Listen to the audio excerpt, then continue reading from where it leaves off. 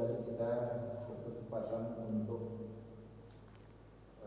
bermajlis ya setelah sebulan lebih ya, setelah sebulan ini kita meliburkan ta'lim kita dalam rangka bulan suci Ramadan untuk kita lebih fokus melaksanakan ibadah-ibadah yang berkaitan langsung dengan bulan suci Ramadan. Tentunya setelah perginya bulan Ramadan kita banyak berharap kepada Allah, semoga amalan-amalan yang telah kita lakukan, yang telah kita usahakan diterima secara sempurna di sisi Allah, dan hal yang kurang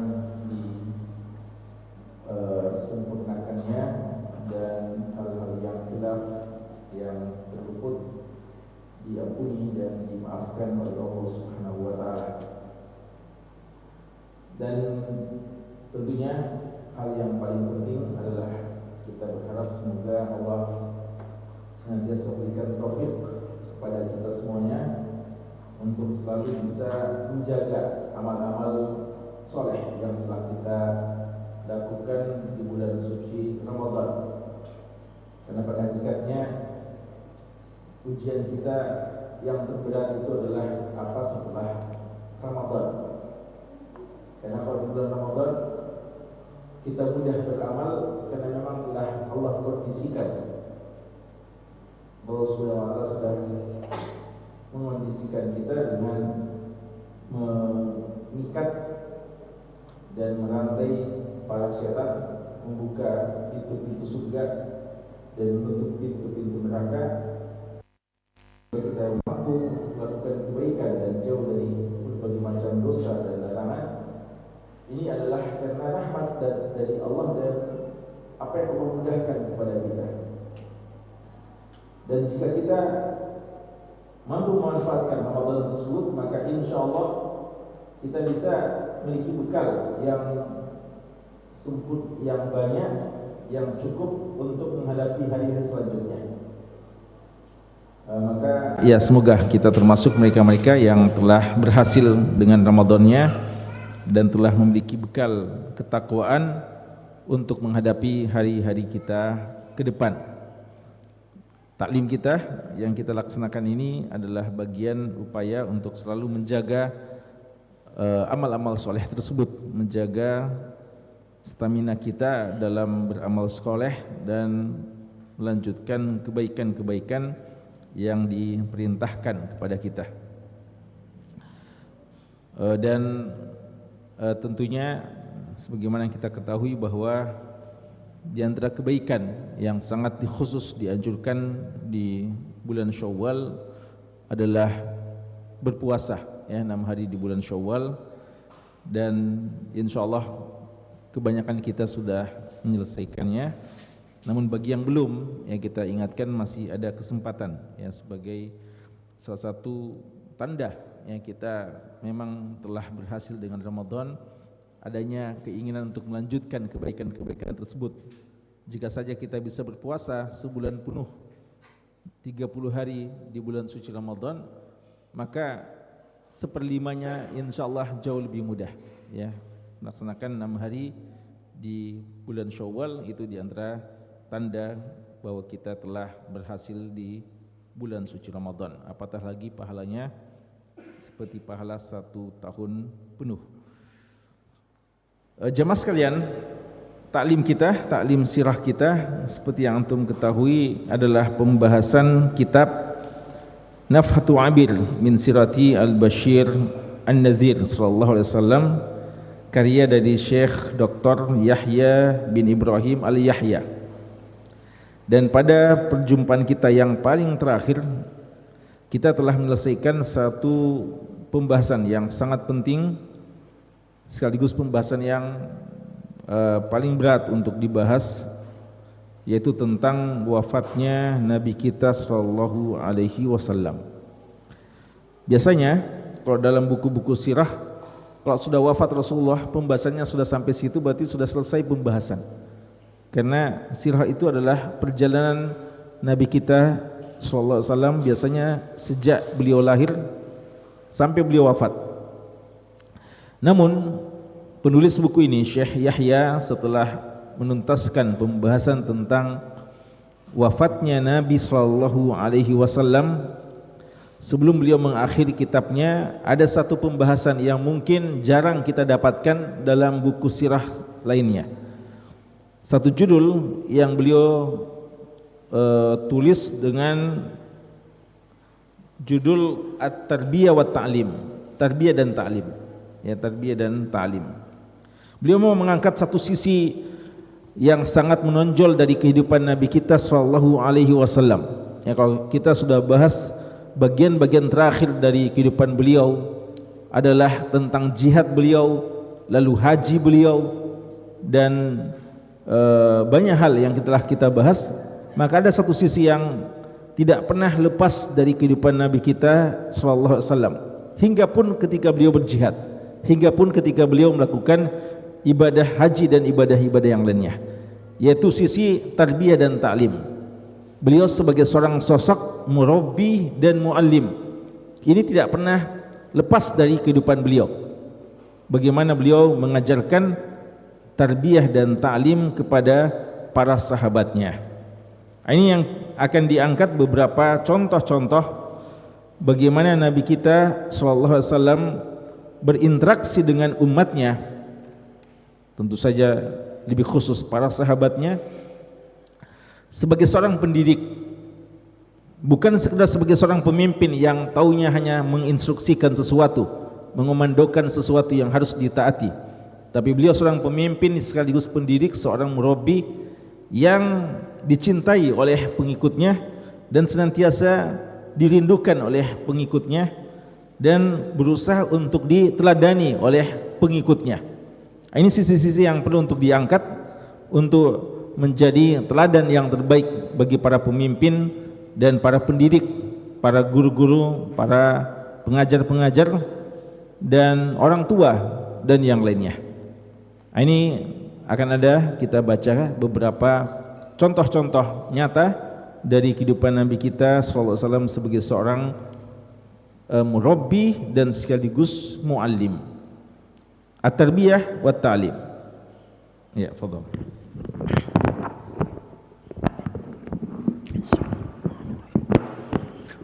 Alhamdulillah wahdah wassalatu wassalamu ala man la nabiyya ba'dah wa ba'd.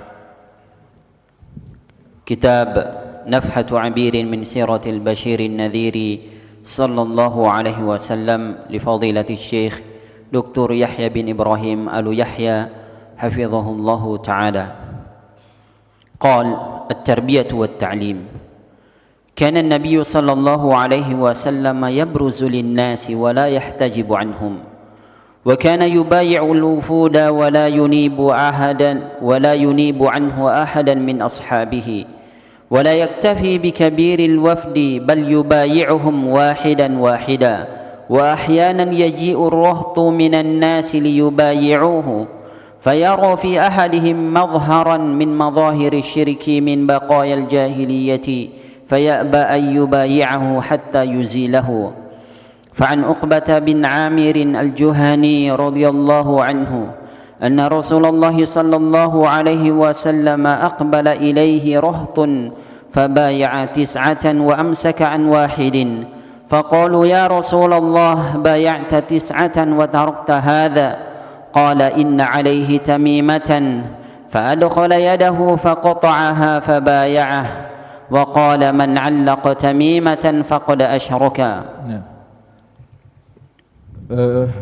Syekh mengatakan bahwa Nabi kita sallallahu alaihi wasallam seorang nabi, seorang pendidik, seorang dai yang senantiasa tampil di tengah-tengah manusia.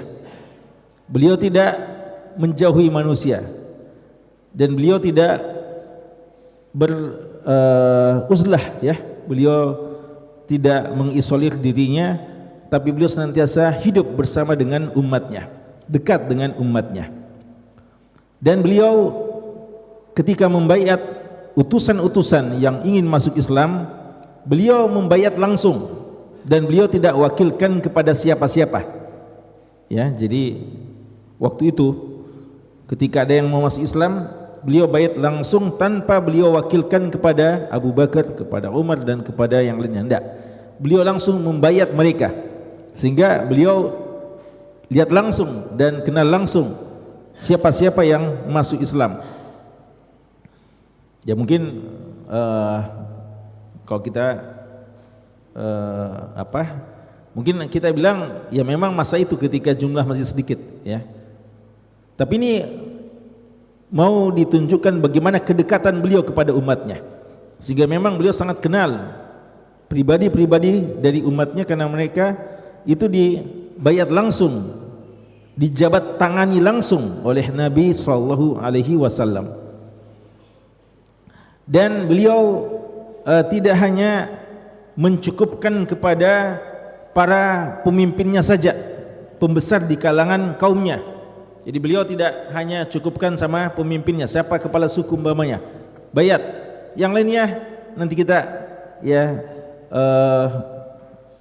diwakilkan dalam artian mereka, ya kan, kalau kepala suku itu sudah masuk Islam, yang lainnya juga sudah masuk Islam. Ya, begitu memang adatnya, tradisinya yang dikenal sejak dahulu. Tapi beliau tidak mau cukupkan dengan mengenal saja kepala sukunya, beliau mau kenal semua pengikut-pengikut dari kepala suku tersebut atau kabilah yang datang kepada beliau, karena memang beliau ingin dekat kepada seluruh umat Islam. Beliau membaiat satu persatu, dan satu sisi ini sisi tarbiyah juga, sekaligus ada sisi bagaimana ketegasan beliau. Ya, jadi kalau beliau kadang kita kenali bagaimana kelembutan beliau, bagaimana keramah tamahan beliau, tapi satu sisi kadang ketegasan juga perlu kita ketahui dari seorang Nabi sallallahu alaihi wasallam. Dikatakan oleh Syekh di sini, kadang ketika ada satu kaum yang datang untuk membaiat beliau, lalu beliau melihat ternyata di antara mereka yang mau membaiat itu masih tampak pada pribadinya, pada tampilannya, zahirnya, tampilan-tampilan kesyirikan, masih ada ciri-ciri kesyirikan atau ada simbol-simbol kesyirikan pada orang tersebut, maka beliau tidak biarkan, ya. Jadi beliau di sini dikatakan jika beliau melihat masih ada fenomena kesyirikan, ada masih simbol-simbol kesyirikan, sisa-sisa jahiliyah yang ada pada orang yang ingin membaiatnya, beliau tidak mau membaiat sampai orang tersebut menghilangkan dari dirinya. Ini sisi ketegasan juga, ya. Uqbah bin Amir al-Juhani, ini riwayat Imam Ahmad rahimahullah ta'ala. Uqbah bin Amir al-Juhani radhiyallahu anhu mengatakan bahwa Rasulullah sallallahu alaihi wasallam pernah didatangi oleh rahat. Rahat itu jumlah kaum, ya. Jadi kadang sekitar 10-an, ya. Dan pada waktu itu beliau membaiat 9 orang di antara mereka, dan beliau tidak membaiat 1 orang. Jadi 10 orang yang datang, lalu beliau membaiat kesemuanya kecuali 1 orang yang tidak dihiraukan, tidak dibaiat. Maka ini membuat heran para sahabat. Faqalu, mereka bilang, ya Rasulullah, ya jangan Rasulullah tidak lihat ini 1 orang ini, ya, tinggal 1, masa ya kalau umpama beliau capek atau beliau tidak, mungkin ya kalau beliau bilang 5 saja, setengahnya saja bisa dimaklumi. Tapi kalau cuma 1 saja, tinggal 1, tidak mungkin, karena capek kan, kalau tinggal 1 tidak mungkin beliau tinggalkan. Maka orang bilang, ya Rasulullah, bayata tis'atan wa tarakta hadza. Ya Rasulullah, kamu sudah membaiat 9 orang, kenapa ini tinggal 1 ini kamu tidak baiat? Qal, beliau mengatakan, inna alaihi tamimah, orang ini pakai jimat, ya, masih kelihatan ada jimatnya. Ini di antara tanda kesyirikan, ya. Biasanya jimat itu kan ada, entah dia pasang sebagai gelang, ya, atau mungkin dia kalungkan di lehernya, atau mungkin ada juga yang pakai diikat pinggangnya. Tapi ini tampaknya jimatnya diperlihatkan, ya, diperlihatkan, bukan jimat yang disembunyi. Karena ada juga jimat disembunyi, ya. Boleh jadi ada orang pakai jimat tapi dia sembunyikan. Tapi ini tampaknya jimatnya memang ditampakkan, tamimah. Maka fa'adkhala yadahu faqata'aha fabaya'ahu. Ya. Beliau, ya orang itu akhirnya masukkan tangannya, ya, lalu dia memutuskan jimatnya, lalu barulah dia dibayat, ya. Jadi Nabi kita SAW langsung menyelesaikan, ya, jimat tersebut dan memutuskannya. Lalu beliau tegaskan, man allaqa tamimatan faqad asyrak. Siapa yang gantung-gantung jimat, maka itu adalah perbuatan kesyirikan, ya. Jadi mungkin kira-kira kalau ada orang yang mau membayat Rasulullah, mau masuk Islam, orang Nasrani umpamanya, tapi masih pakai salib, nah itu Rasulullah tidak bayat, ya, mesti hilangkan dulu salib. Dan kadang beliau mau tunjukkan, karena ketegasan beliau kadang ambil dengan tangannya, ya, merubah dengan tangannya. Jadi satu sisi beliau lembut, tapi sisi yang lain kadang beliau tampakkan ketegasan, utamanya dalam masalah-masalah kesyirikan yang sangat berbahaya, ya.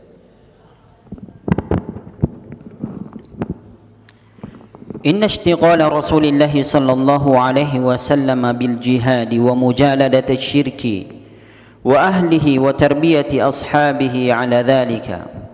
Inna ishtiqala Rasulillah sallallahu alaihi wasallam bil jihad wa mujaladat asy-syirki wa ahlihi wa tarbiyati ashabihi ala dhalika wa ala an ya'khudhu bi ma'ali al-umuri liyakunu qadatan lil ummati لم يشغله عن أن يعمهم كبيرهم وصغيرهم بالإرشاد والتعليم لا يدع موطن زلل إلا بينه وأصلحه ولا موطن خير إلا حثهم عليه ورغبهم فيه وربما علم صلى الله عليه وسلم بعض أصحابه بتكرار النداء يقول معاذ بن جبل رضي الله عنه كنت ردف النبي صلى الله عليه وسلم على حمار يقال له عفير فقال يا معاذ قلت لبيك يا رسول الله وسعديك ثم سار ساعة فقال يا معاذ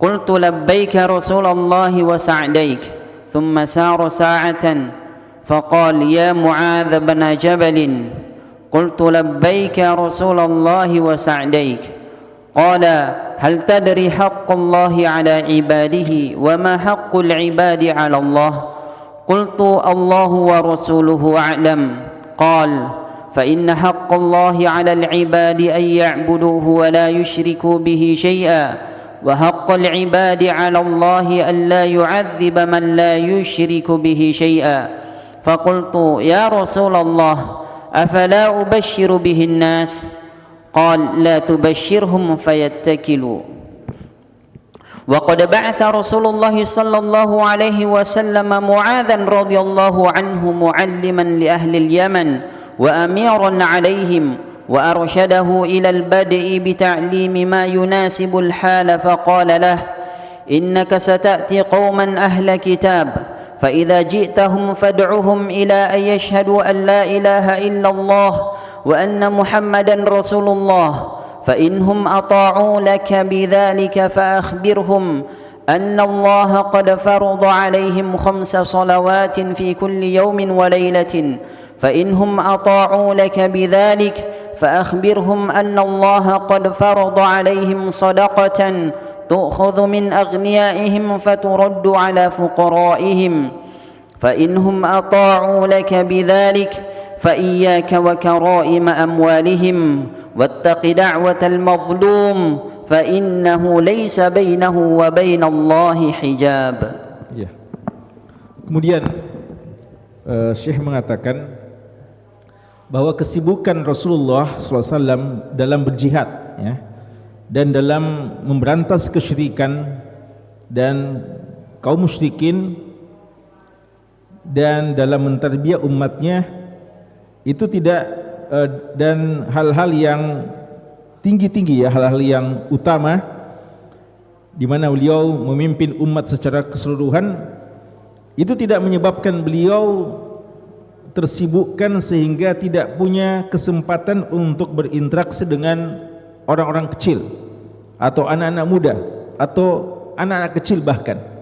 Jadi kalau kita lihat kesibukan beliau, ya kita waktu bahas tentang bagaimana jihad beliau, dari 1 tahun terus ada jihad, tahun berikutnya lagi 2 tahun, sangat sibuk, seorang pemimpin besar.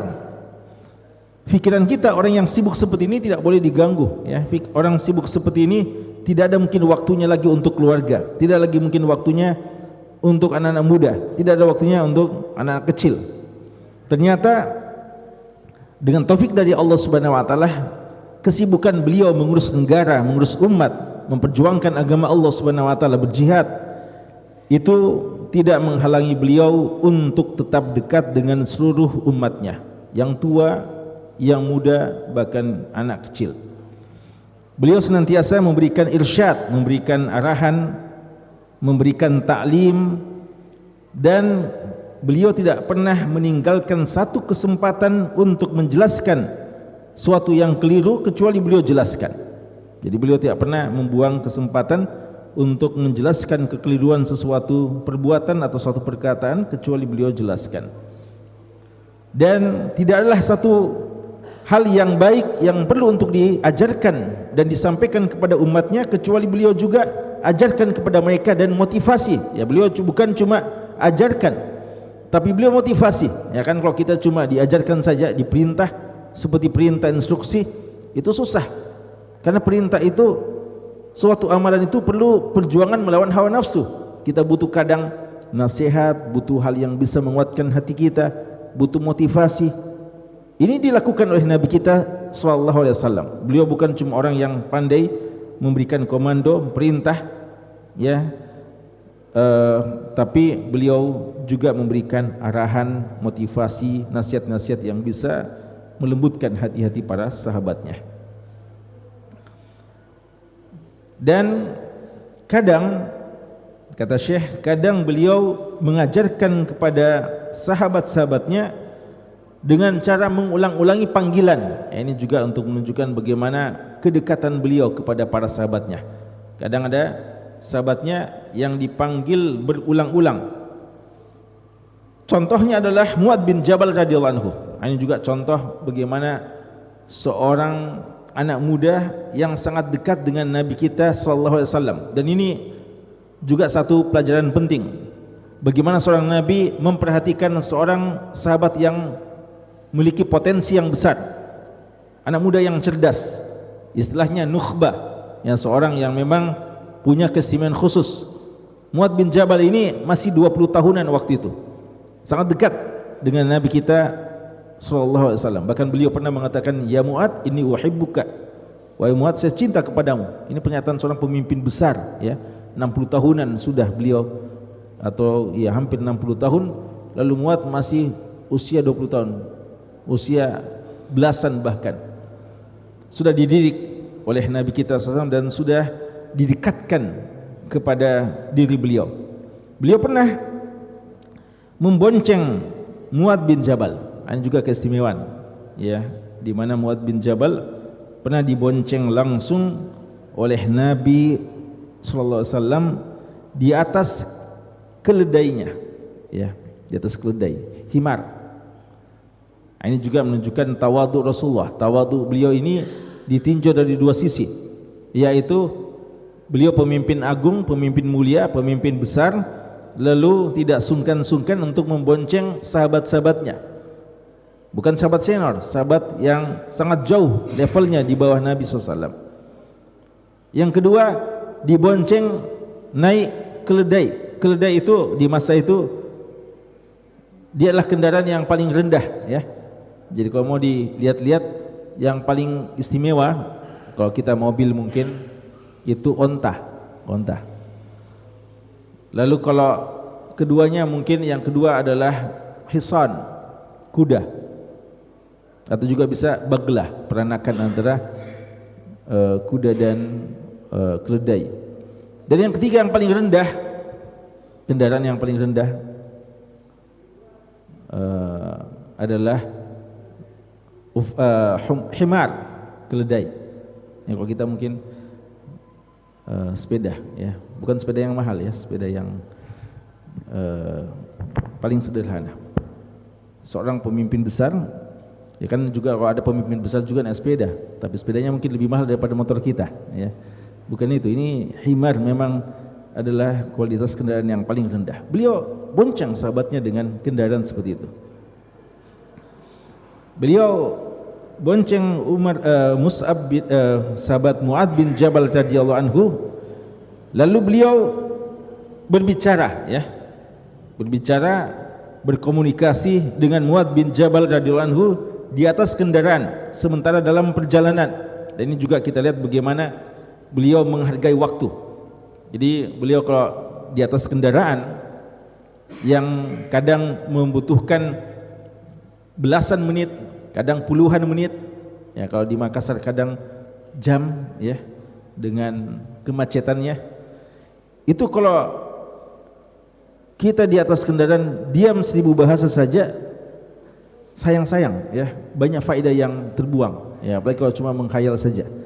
Karena itu Nabi kita SAW memanfaatkan untuk memberikan taklim. Jadi beliau taklimnya sejak di atas kendaraan. Beliau bilang kepada Mu'ad bin Jabal, "Ya Mu'ad," beliau panggil, ya, Mu'ad bin Jabal, "Wahai Mu'ad, qultu labbaika ya Rasulullah." Ini ucapan para sahabat, ya, respons positif kepada Rasulullah ketika dipanggil. Sama kalau kita naik haji atau umrah, ya, kita dipanggil oleh Allah dan kita jawab panggilannya dengan mengatakan labbaik Allahumma labbaik. Mereka juga para sahabat kalau dipanggil oleh Rasulullah mereka bilang seperti itu, labbaika ya Rasulullah wa sa'daik, ya. Artinya dengan penuh kesenangan, ya, penuh dengan senang hati menjawab panggilanmu ya Rasulullah. Jadi begitu saja dulu dipanggil, ya Mu'ad, dipancing konsentrasinya, ya Mu'ad, labbaika ya Rasulullah wa sa'daik. Diam-diam, ya, jalan, kemudian jalan, belum ada taklimnya, belum ada penyampaiannya.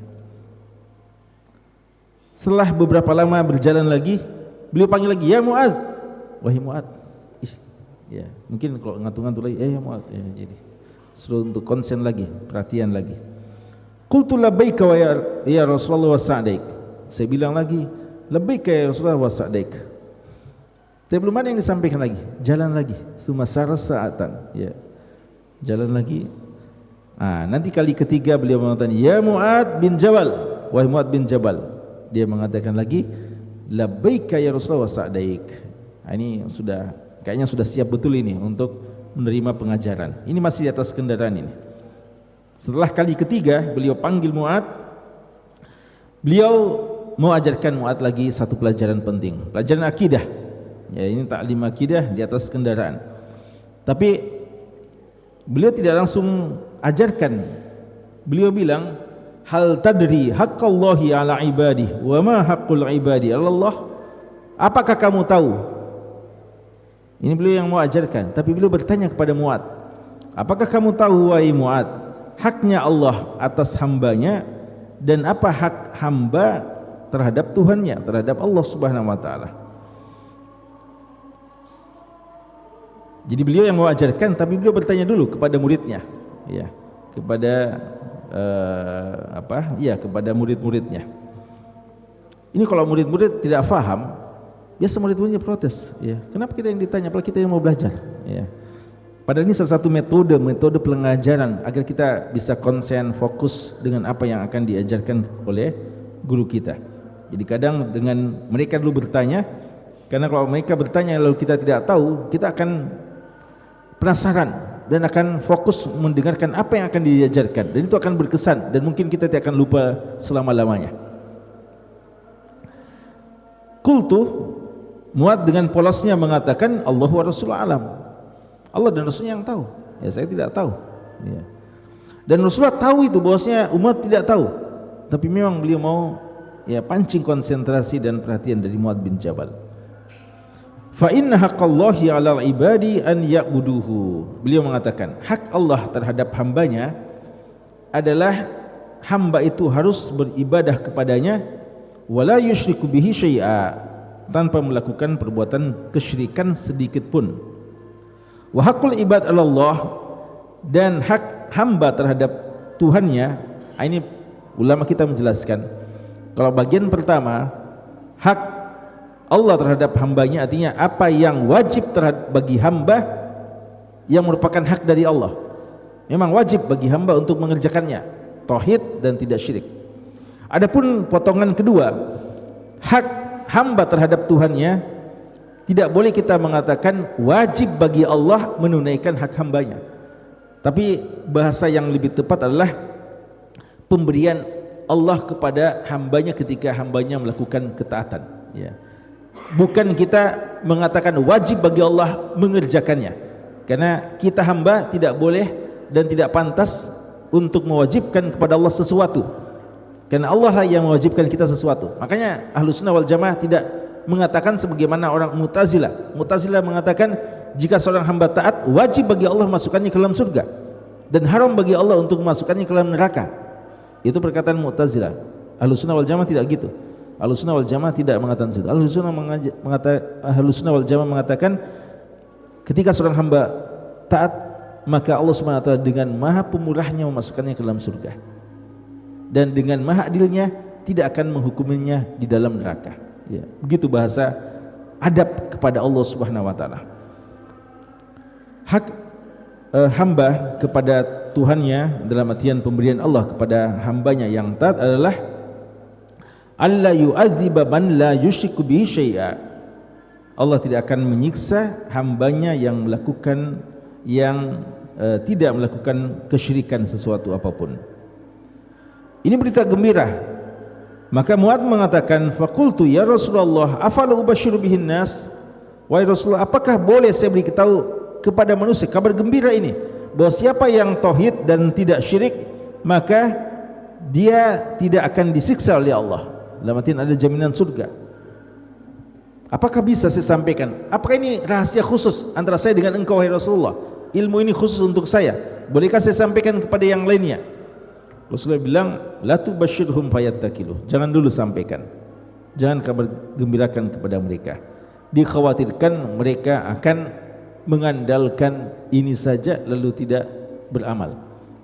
Ya, Rasulullah khawatir waktu itu kalau ini saja disampaikan bahwa siapa yang tidak syirik maka Allah tidak akan menyiksanya dan akan masukkannya ke dalam surga, maka mungkin sebagian orang akan menyangka berarti tidak apa-apa bermaksiat, yang penting tidak syirik, ya.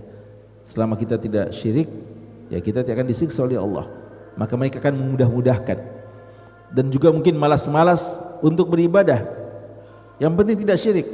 Ya, ini kadang begitu pemahaman dangkal, ya, kurang sempurna pemahamannya seseorang, sehingga kadang berita-berita seperti ini bagus sebenarnya tentang keutamaan tauhid, tapi jika bisa disalahfahami sebaiknya tidak disampaikan dulu, khawatir mereka akan memahami dengan pemahaman yang tidak utuh. Maka Rasulullah bilang jangan disampaikan.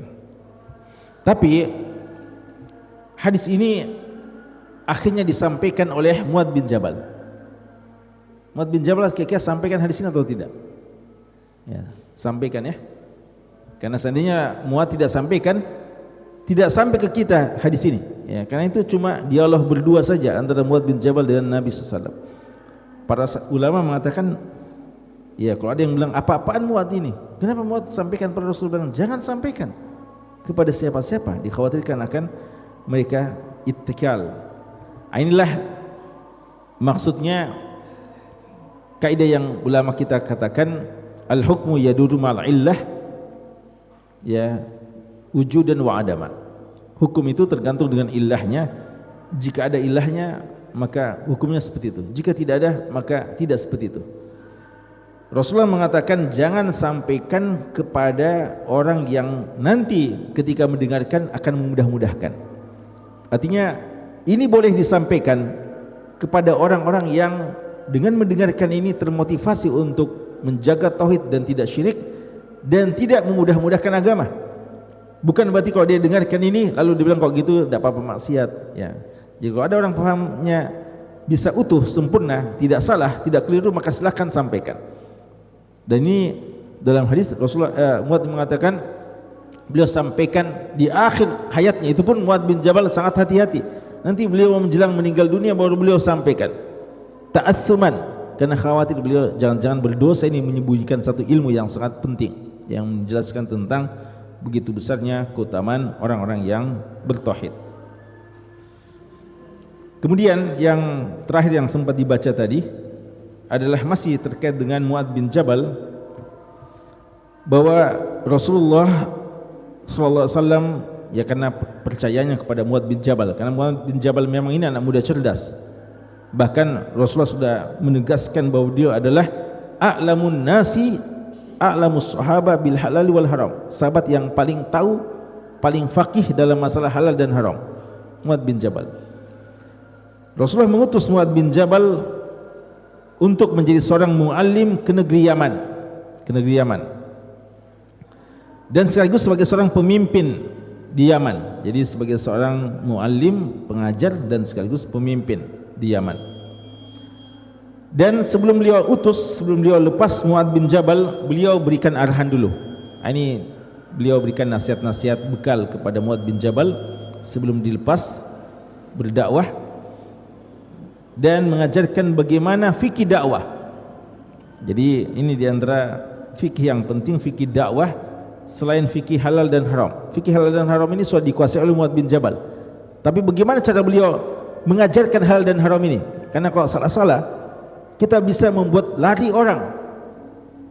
Banyak sekali hal yang haram kita ketahui, mungkin ini haram, tapi kita tidak punya skala prioritas, maka hal-hal yang haramnya masih bisa ditunda penyampaiannya, mungkin itu yang duluan kita sampaikan, sehingga ketika didengarkan orang langsung lari, tidak mau masuk Islam. Dan Rasulullah memang sudah wanti-wanti Mu'adz bin Jabal akan hal itu. Makanya beliau ajarkan kepada Mu'adz bin Jabal gimana prioritasnya. Beliau katakan, innaka sata'ti qauman ahla kitab, kamu akan mendatangi satu kaum di kalangan ahlul kitab. Ini juga ulama menjelaskan, hadis ini menjelaskan tentang pentingnya mengenali objek dakwah, agar kita menyampaikan dakwah itu sesuai dengan kadar pemahaman mereka. Beda kalau kita mengajarkan dakwah atau kita mengajarkan ilmu kepada ahlu kitab dengan kepada orang Islam. Beda kalau audiens kita adalah anak muda dengan orang tua. Beda kalau antara orang yang awam dengan akademisi umpamanya, dan seterusnya. Ya, jadi perlu dikenali siapa objek dakwah yang akan ditemui. Jika kamu mendatangi mereka, maka dakwahkanlah yang pertama kali adalah dakwah tauhid, agar mereka bisa masuk Islam. Mereka bersaksi ada ilah yang berhak disembah melainkan Allah, dan Muhammad adalah Rasulullah. Jika mereka telah menaati, ini berarti mereka sudah masuk Islam, maka ajarilah kepada mereka bahwa Allah Subhanahu wa taala memerintahkan kepada mereka salat 5 kali sehari semalam. Jadi jangan dulu suruh salat kalau belum bersyahadat, belum Islam. Perintahkanlah kepada mereka, ajari kepada mereka bahwa salat wajib 5 kali sehari semalam. Itu dulu yang diajarkan. Jangan langsung bilang 5 kali sehari semalam. Ada juga tahajud, ada juga duha, ya. Ada juga nanti salat ini dan salat itu, ya. Jadi yang wajib-wajib dulu, yang prioritas dulu. Dan jika mereka menaati, kalau mereka sudah bagus salatnya, menaati, maka sampaikan kepada mereka bahwa Allah Subhanahu wa taala mewajibkan kepada mereka untuk mengeluarkan zakat, sedekah yang dimaksudkan di sini zakat, ya. Jadi makanya sedekah dalam, ya biasa ada yang pernah tokoh mengatakan dalam Al-Qur'an itu zakat sedikit, yang banyak sedekah, dan itu yang lebih penting. Subhanallah, ya. Siapa bilang zakat sedikit? Banyak sekali zakat dalam Al-Quran penyebutannya. Itu pun sedekah dalam Al-Quran banyak bermakna zakat juga. Innama sadaqatu, itu maksudnya zakat. Khudh min amwalihim sadaqah, itu juga zakat, ya. Ini juga, ya, Allah musta'an. Beritahu kepada mereka bahwa Allah mewajibkan zakat, di mana zakat itu diambil dari orang-orang kaya mereka dan dikembalikan kepada orang miskin. Faturaddu, antum lihat bagaimana ungkapan dikembalikan. Berarti sebenarnya zakat itu Allah titipkan kepada orang kaya untuk dikembalikan kepada yang berhak, orang miskin. Memang harta itu sebenarnya miliknya orang miskin, tapi Allah Subhanahu wa taala titipkan kepada orang kaya untuk ditunaikan haknya kepada orang miskin, ya.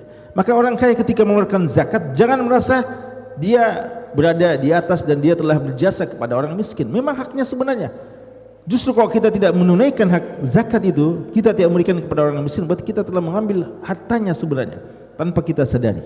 Ya, maka ini ungkapan yang sangat balaghahnya sangat tinggi ketika dikatakan faturaddu ala fuqaraihim, dikembalikan kepada orang-orang fakir di antara mereka. Dan ketika mereka sudah menaati dakwah tentang zakat, lalu dikatakan tapi hati-hati, jangan sampai mengambil harta-harta yang paling berkualitas. Jadi zakat itu diambil dari bukan yang paling tinggi dan bukan juga yang paling rendah, yang pertengahan. Karena kapan kalian mengambil hartanya yang paling mereka sukai, yang paling berharga, maka itu perbuatan kezaliman. Dan hati-hati kamu dengan doa orang yang dizalimi, karena doa orang yang dizalimi itu tidak ada batasan penghalang antara dia dengan Allah Subhanahu wa taala. Pasti diterima, mustajab, makbul. Bahkan dalam sebagian riwayat, walau kana fajiran, walaupun orang pendosa, walau kana kafiran, walaupun orang kafir dizalimi, berdoa kepada Allah dikabulkan doanya. Padahal orang kafir itu sebenarnya tidak diterima doanya oleh Allah. Tapi kalau dalam status terzalimi, biar yang menzalimi orang Islam dan orang kafir yang terzalimi, maka ketika orang kafir berdoa dalam status terzalimi dikabulkan oleh Allah. Hati-hati. Ya, Islam melarang kezaliman secara mutlak. Ya, sekian dulu. Insyaallah masih ada beberapa